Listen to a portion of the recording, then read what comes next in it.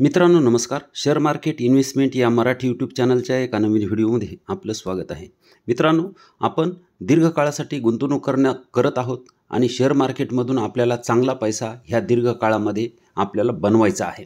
तर ह्याच्यासाठी आपल्याला चांगल्या कंपन्या घ्याव्याच लागतील. परंतु आता ह्या निवडणुकीच्या हे धामधुमीमध्ये मार्केट हे कधी वर तर कधी खाली आलेलं आपण पाहिलं आहे. अशा वेळेस ज्या कंपन्या आपल्या पोर्टफोलिओमध्ये होत्या त्या कंपन्या जर पडल्या असतील तर त्या आपण ॲड केल्या पाहिजेत. फक्त लाँग टर्मसाठी काही कंपन्या आपण चांगल्या घेऊन ठेवल्यात आणि त्याच्यामध्ये आपण कंटिन्यू जर ॲड करत नसू तर आपला पोर्टफोलिओ तेवढा ग्रो करणार नाही जेवढा की आपण नुसता घेऊन ठेवलेला आहे. तर त्याच्यामध्ये आपल्याला दर महिन्याला थोडी थोडी गुंतवणूक ही करावी लागेल. तर आज मोदीजींची शपथ आहे.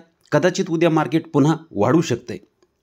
वाढणार आहे का पडणार आहे कोणी सांगू शकत नाही. पण एक परिस्थिती पाहता असं वाटतंय की उद्या मार्केट वाढू शकते. परंतु कोणत्या इतर गोष्टीमुळं जर मार्केट उद्या पडलं तर चांगल्या कंपनीमध्ये गुंतवणूक करण्याची संधी शोधा आणि आपल्या पोर्टफोलिओ चांगला बिल्डअप करून घ्या.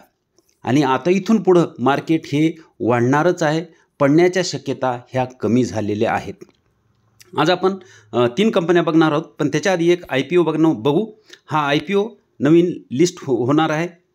नवीन लिस्ट होणार आहे 3 दिवसानंतर. उद्या हा IPO ओपन होतोय आणि हे IPO 15,000चा आहे. त्यामुळं आपण 15,000चा IPO भरू शकतो. सर्वसाधारण माणूस तितकी पैसे आपण बँकेमध्ये ठेवून IPO भरू शकतो. म्हणून हा IPO मी सांगते. उद्या तो ओपन होणार आहे आणि 2 दिवसानंतर तो क्लोज होईल. तर नंतर आपण व्हिडिओ बनवणारच आहोत. इथं बघू शकता तुम्ही 10 जूनला हा ओपन होतोय आणि क्लोजिंग डेट आहे 12 तारखेला आणि 13 तारखेला आपल्याला IPO लागला किंवा नाही हे कळेल. इथं बघू शकता सध्या GMP 30% आहे.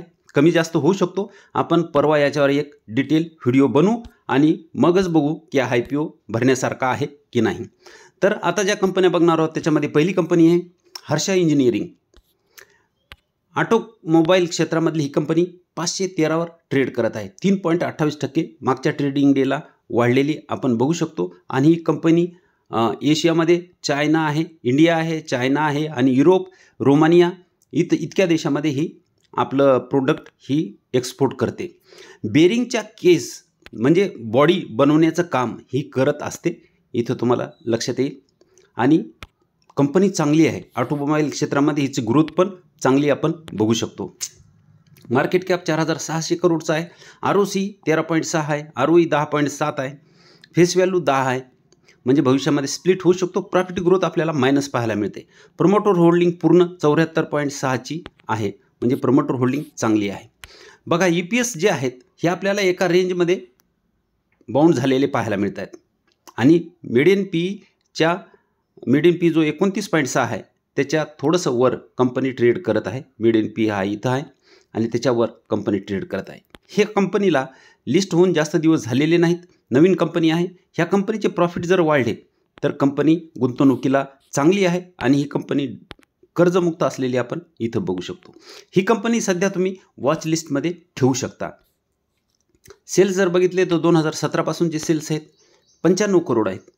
1081 पर्यंत आले. म्हणजे 10 पटच्या पुढं सेल्स वाढलेले आपण बघू शकतो मागच्या ह्या 7 वर्षामध्ये.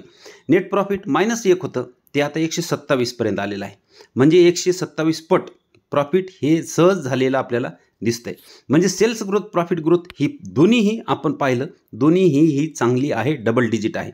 सध्या प्रॉफिट हे चालू वर्षामध्ये मायनस आहे. म्हणून आपण प्रॉफिट ग्रोथ वर जी पाहिली ती मायनसमध्ये ती त्याच्यामुळं आपल्याला पाहायला मिळते. कारण एखादा क्वार्टर हे मायनस झाला असेल. पण जर सतत जर पाहिलं एखादा क्वार्टर कमी जास्त होऊ शकतो कोणत्याही कंपनीचा.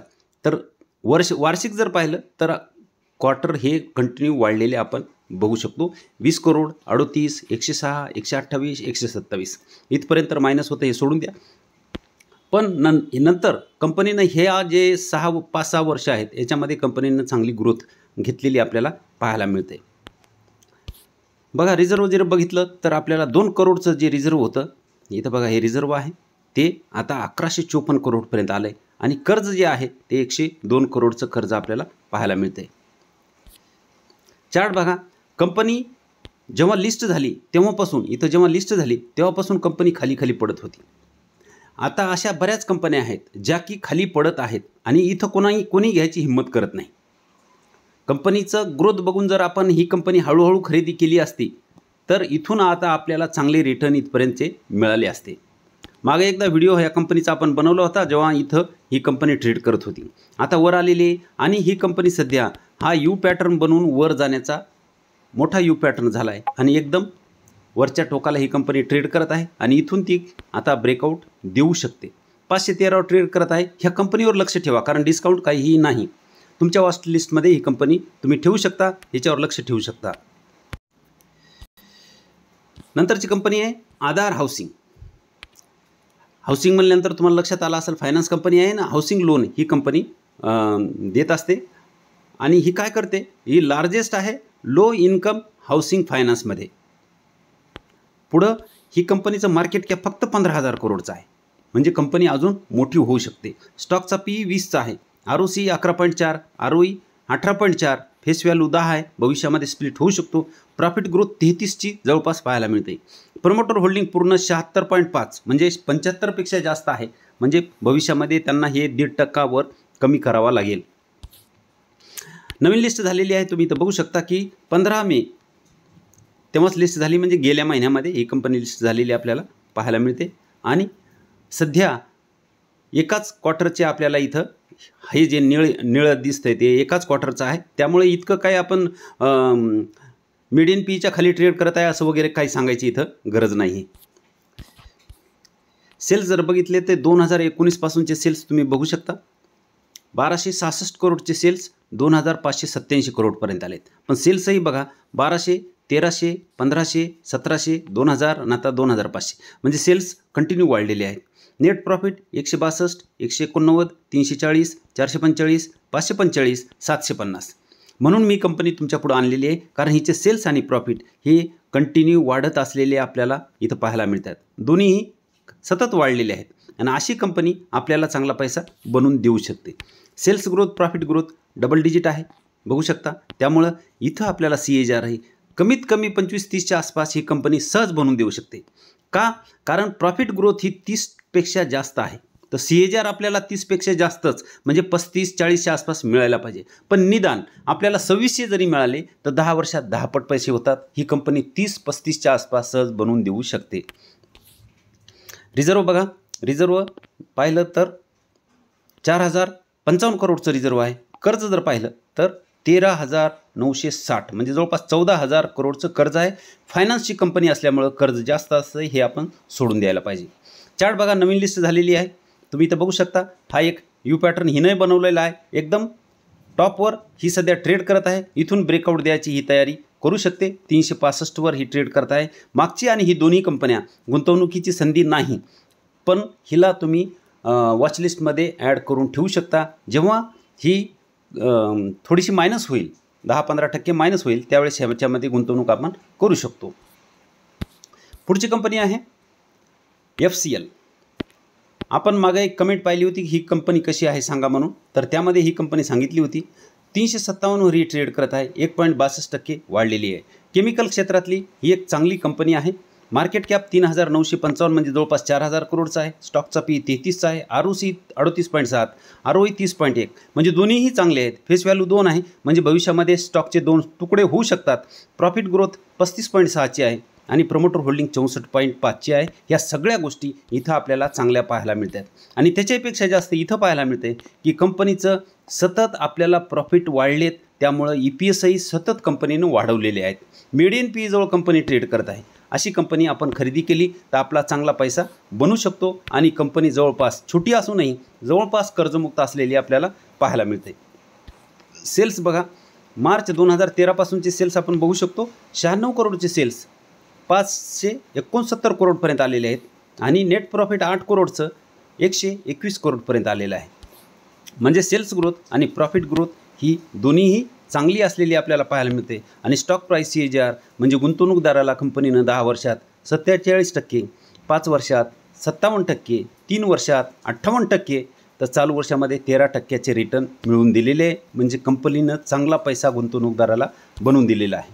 रिझर्व जर बघितलं तर हे रिझर्व बघा 425 करोडचं रिझर्व आहे. कर्ज जर बघितलं तर 5 करोडचं आहे. मित्रांनो, एक गोष्ट लक्षात ठेवा, असे शेअर घेऊन ठेवले आणि तुम्ही 4, 5, 10 वर्ष थांबले, पैसा 100% बनणार आहे. त्यामुळे घाबरायची गरज नाही. मार्केट पडलं तरी घाबरू नका. चांगला शेअर असेल तर त्याला वर जाणंच आहे. अशा बातम्या येतात, निवडणुकीचं येईल, कोरोना येईल किंवा अजून काही भूकंप होईल, काही युद्ध होईल, काही होईल. अशा वेळी जर मार्केट पडलं तर तुम्ही तुमच्या पोर्टफोलिओवर लक्ष ठेवून त्याच्यामधल्या चांगल्या शेअर जर तो कंटिन्यू वर जात होता, तो जर पडला तर त्याच्यामध्ये गुंतवणूक करायला पाहिजे, ज्याच्याकडून तुम्हाला नंतर भविष्यामध्ये चांगला पैसा बनू शकतो. वरून डिस्काउंट पाहिलं तर FCLला चांगलं डिस्काउंट आहे. 21% डिस्काउंट आपण इथं पाहू शकतो. म्हणजे गुंतवणूक करायला हरकत नाही. बघा शेअर कसा चालतोय, एकदम एका रेषेमध्ये शेअर वर जात आहे असलेला आपल्याला पाहायला मिळते. आणि सध्या सपोर्टवर आहे. हा जो सपोर्ट आहे तो सपोर्टवर शेअर आहे. म्हणजे 357 वर ट्रेड करत आहे. म्हणजे 350चा सपोर्ट तो घेत आहे. आणि वरच्या रेषेला तुम्ही इथं बघू शकता, वारंवार तो इथं आपला रेजिस्टन्स तो फेस करत आहे. आणि एका रेषेमध्ये हा शेअर 2022 पासून चालत आहे. इथं तुम्ही बघू शकता 22च्या अगोदरही हा शेअर असा एकदम मस्त चालत आहे. म्हणजे ह्या शेअरमध्ये गुंतवणूक केली, कोणीही केली आणि तो 1-2 महिने थांबला तर त्याचा पैसा बनलेला आहे. त्यानं इथं केली, कुठेही जरी केली असेल, टॉपला जरी गुंतवणूक केली तर त्याचा पैसा बनलेलाच आहे. त्यामुळं हा शेअर मला चांगला वाटतो. भविष्यात हा चांगला पैसा बनवून देऊ शकतो. आणि केमिकल क्षेत्र आहे. केमिकल क्षेत्राची गरज कोणत्याही काळी लागणारच आहे. मिठापासून तर सगळ्या क्षेत्रामध्ये केमिकल लागतं आहे, हे लक्षात ठेवा. मित्रांनो, व्हिडिओ अभ्यास म्हणून बनवलेला आहे. ह्या तिन्ही कंपन्या चांगल्या आहेत. ह्या कंपन्यावर तुम्ही अभ्यास करा आणि खरेदी विक्रीचा निर्णय घ्यावा अशी अपेक्षा आहे. व्हिडिओ जर चांगला वाटला तर व्हिडिओला लाईक करा, शेअर करा. आणि उद्या मार्केट पडलं तर आपल्या पोर्टफोलिओवर लक्ष ठेवा आणि चांगले शेअर त्याच्यामध्ये ॲड करण्याचा प्रयत्न करा. मार्केट पडलंच असं नाही, उद्या वाढण्याची शक्यता जास्त आहे. परंतु जर पडलं कधीही तर हे ध्यानात ठेवीत जा. आणि व्हिडिओ जर चांगला वाटला तर व्हिडिओ लाईक करा, शेअर करा. आणि चॅनलवर नवीन असाल तर सबस्क्राईब करायला विसरू नका. धन्यवाद.